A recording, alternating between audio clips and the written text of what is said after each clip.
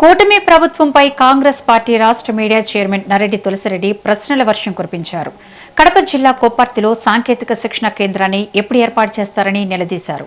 రాష్ట్ర విభజన జరిగిన 6 నెలల లోపల కేంద్ర ప్రభుత్వం విశాఖ, చెన్నై పారిశ్రామిక వాడను నిర్మించాలని ఆంధ్రప్రదేశ్ పునర్వ్యవస్థీకరణ చట్టంలో 13వ షెడ్యూల్లో స్పష్టంగా పేర్కొనడం జరిగిందని తెలిపారు.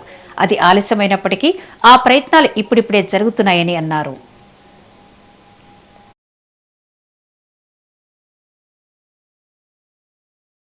రాయలసీమ మీద, ప్రత్యేకించి కడప జిల్లా మీద ముఖ్యమంత్రి చంద్రబాబు నాయుడు గారు, రాష్ట్రంలోని కూటమి ప్రభుత్వం కక్ష కట్టిందేమో అన్న అనుమానం వస్తూ ఉంది.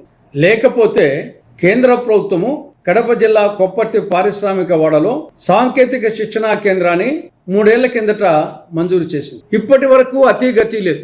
అందువల్ల ఈ అనుమానం వస్తూ ఉంది. ఆంధ్రప్రదేశ్ పునర్వ్యవస్థీకరణ చట్టం ప్రకారంగా 13వ షెడ్యూల్ ప్రకారంగా రాష్ట్ర విభజన జరిగిన 6 నెలల లోపల కేంద్ర ప్రభుత్వము విశాఖ, చెన్నై ఇండస్ట్రియల్ కారిడార్ను ఏర్పాటు చేయాలి.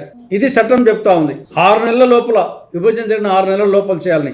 9 ఏళ్ల వరకు కేంద్రంలోని మోడీ ప్రభుత్వం ఏమాత్రం పట్టించుకోలేదు. తర్వాత కొంత చలనం వచ్చి ఆ విశాఖ, చెన్నై ఇండస్ట్రియల్ కారిడార్ పనులు మొదలు పెట్టారు. అందులో భాగంగా కడప జిల్లా కొప్పర్తి పారిశ్రామిక వాడలో ఒక సాంకేతిక శిక్షణా కేంద్రాన్ని, టెక్నికల్ సెంటర్ను మంజూరు చేయడం జరిగింది. ఎప్పుడు?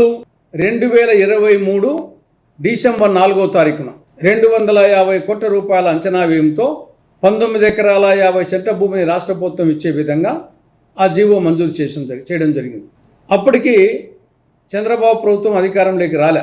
అప్పటికి ఇంకా జగన్ ప్రభుత్వమే అధికారంలో ఉంది.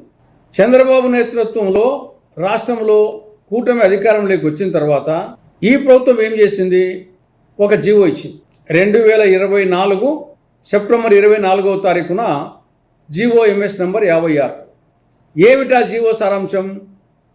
ఈ కొప్పర్తి పారిశ్రామిక వాడకు మంజూరైనటువంటి టెక్నికల్ సెంటర్ను దీన్ని అమరావతికి బదిలీ చేస్తూ ఆ జీవో ఇవ్వడం జరిగింది.